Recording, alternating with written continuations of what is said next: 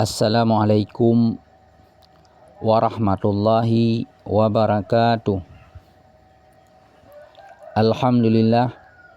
Alhamdulillahillazi hadana lihadza wa ma kunna linahtadiya laula an hadanallah. Asyhadu an la ilaha illallah wahdahu la syarikalah wa asyhadu anna sayyidana Muhammadan abduhu wa rasuluhu la nabiyya ba'dah. Khalallahu ta'ala fil Qur'anil Karim wa huwa asdaqul qailin. A'udzu billahi minasyaitonir rajim. Bismillahirrahmanirrahim. Rabbi shrah li sadri wa yassir li amri wahlul 'uqdatan min lisani yafqahu qawli. Shadaqallahul azim wa sadaqa rasuluhul karim wa nahnu ala zalika minasyahidina syakirina, amma ba'du. Segala puji-pujian bagi Allah yang telah menunjuki kami kepada menuntut ilmu, dan tiada kami beroleh petunjuk jikalau tiada menunjuki akan kami oleh Allah. Saya hanyalah santri biasa yang cuman ingin berbagi. Pada perjumpaan kali ini saya akan membacakan kitab Sabilul Muhtadin. A'udzubillahi minasyaitonirrajim. Bismillahirrahmanirrahim. Ya, kita buka terus di halaman 165. A'udzubillahi minasyaitonirrajim. Bismillahirrahmanirrahim. Paslun pada menyatakan segala yang membatalkan sembahyang. Paslun pada menyatakan segala yang membatalkan sembahyang. Jadi pada perjumpaan kali ini saya akan membacakan kitab masalah yang membatalkan sembahyang menurut kitab Sabilul Muhtadin. Bermula segala yang membatalkan sembahyang itu 11 perkara. Bermula segala yang membatalkan sembahyang itu 11 perkara. Jadi yang membatalkan sembahyang ada 11 perkara. Jadi yang membatalkan sembahyang itu 11 perkara semuanya. Ya, sekarang kita masuki pertama. Nah, pertama berkata-kata, maka batallah sembahyang dengan berkata-kata dua huruf jikalau tiada mafhum maknanya sekalipun. Pertama berkata-kata, maka batallah sembahyang dengan berkata-kata dua huruf jikalau tiada mafhum maknanya sekalipun. Jadi yang pertama yang membatalkan sembahyang adalah berkata-kata, bercakap-cakap, lagi solat lagi bercakap-cakap, lagi solat lagi berkata-kata. Berkata-kata sekalipun yang dia berkata itu tiada mafhum, tiada paham dia apa yang diucapkan itu, dia tidak paham. Sekalipun tiada paham, batal juga solatnya. Contoh yang tiada paham seperti dia lagi-lagi solat dia bilang jara dia bilang. Jara itu dia tidak tahu apa jara itu. Apa yang dimaksud dengan jara? Jara itu kita baca yaitu dengan jim dan ra. Jara, lagi-lagi solat iyyaka na'budu jara. Jadi dengan disebab berkata dua perkataan, dua kata-kata, dua huruf yang tiada makna sekalipun, dengan sebab dia berkata-kata itu maka batalah solatnya.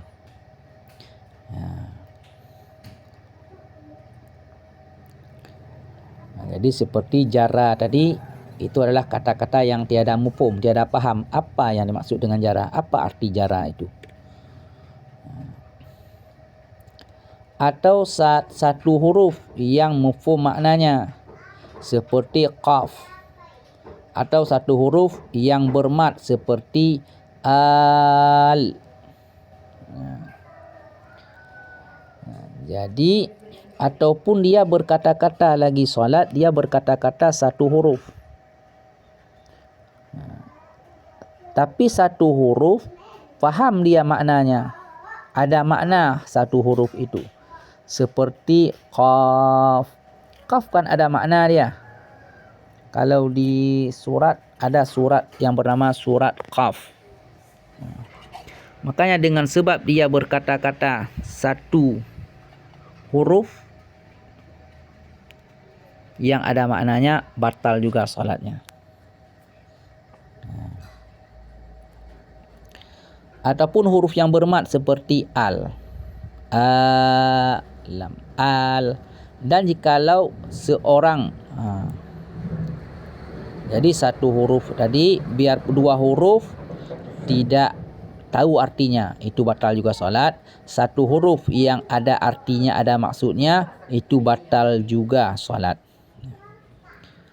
Dan jikalau seorang berdehem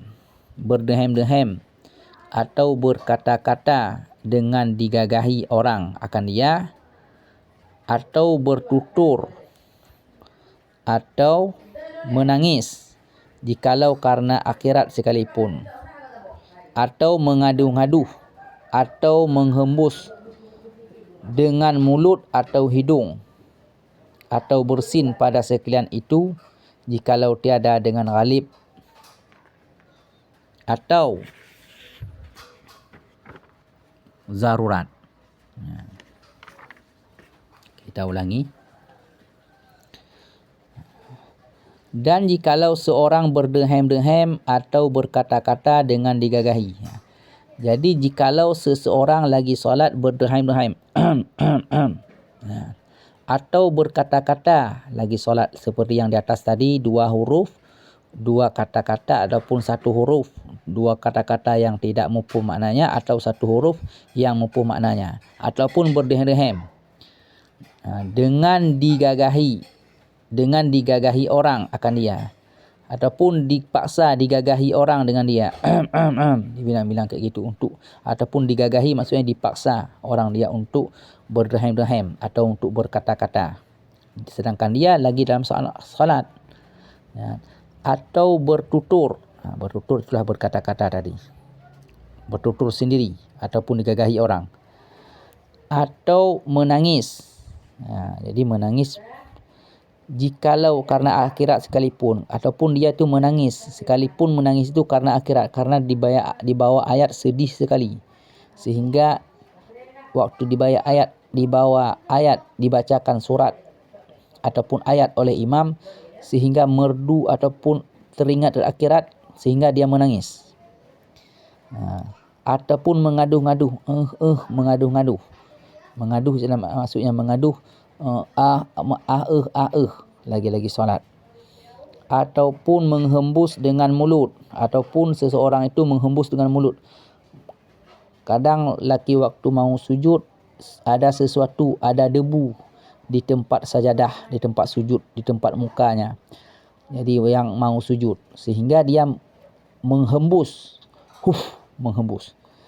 Itu bagaimana? Ataupun menarik napas, ataupun menghembus dengan hidung, kayak orang membuang kotoran hidung, menghembus napas daripada hidung, ataupun karena tersumbat hidung maka dihembus kuat napas dari hidung. Ataupun bersin, lagi-lagi solat bersin pada sekalian itu, berdehem, menangis, mengaduh, menghembus napas dari mulut dan pundak hidung, tiada dengan ghalib. Tiada maksudnya tiada dengan dikerasi.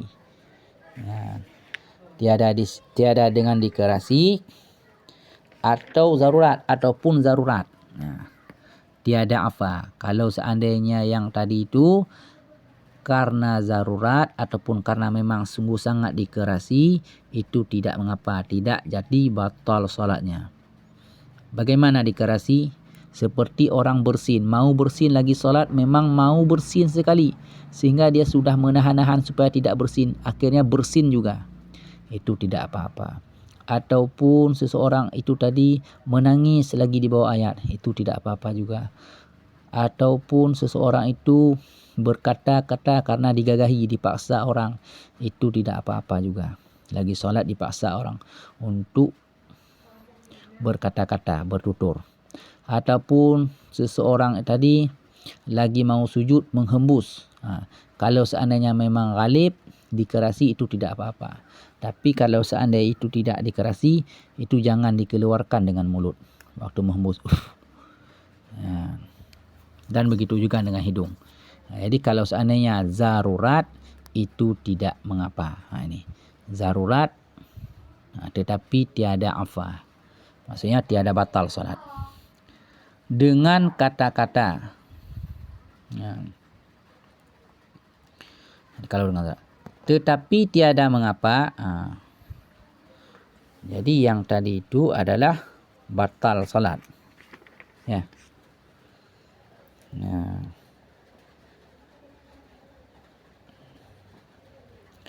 Dan jikalau seorang berdenam atau berkata-kata dengan digagahi orang akan dia atau bertutur atau menangis jikalau karena akhirat sekalipun, atau mengadu-ngadu atau menghembus dengan mulut atau hidung, atau bersin pada sekalian itu, jikalau tiada dengan ghalib atau zarurat, tiada mengapa.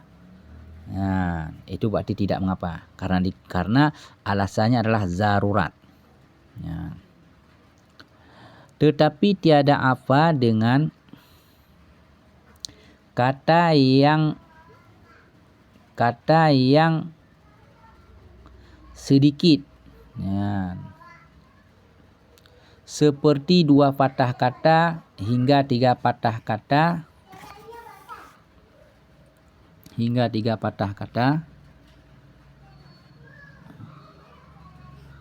terlanjur lidah atau dengan lupa.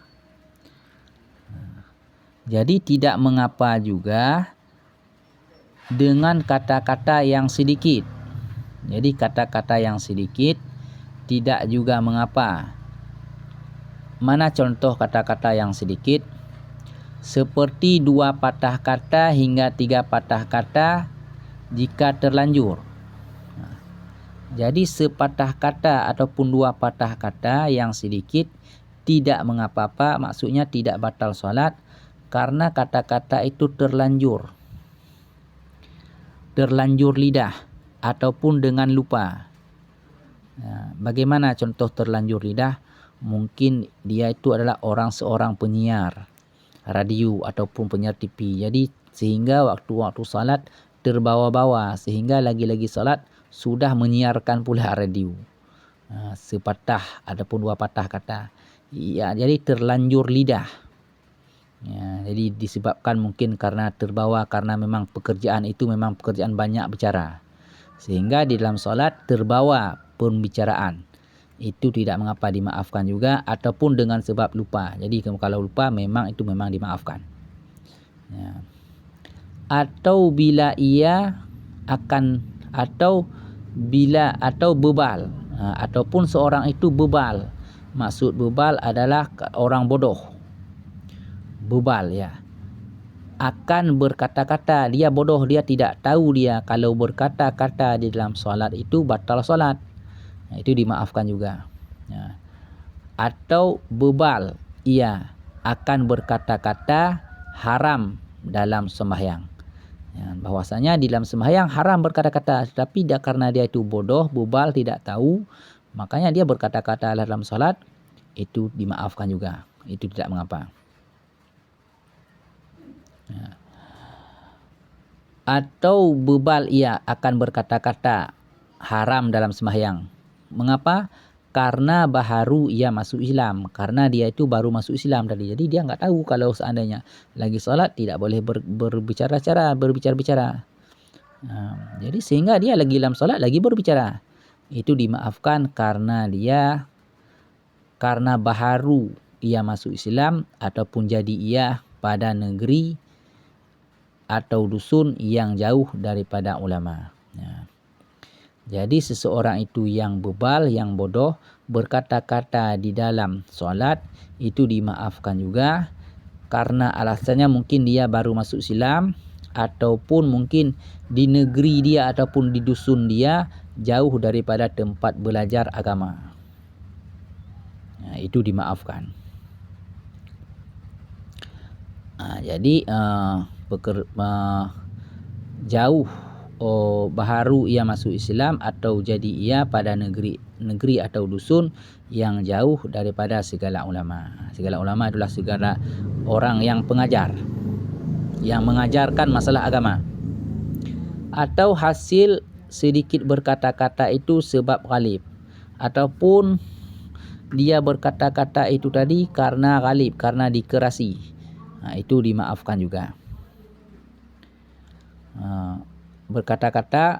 Sedikit berkata-kata itu sebab ghalib tertawa. Berarti ghalib tertawa maksudnya kebiasaan tertawa-tawa sehingga lagi dalam solat lagi ketawa. Atau barang sebagainya, ketawa ataupun berkata-kata ataupun digagahi orang ataupun menangis. Jadi itu maaf, itu tiada apa, maksudnya tiada jadi batal solatnya. Orang yang baru masuk Islam belum tahu dia yang bahwasanya bicara itu tidak boleh dalam solat.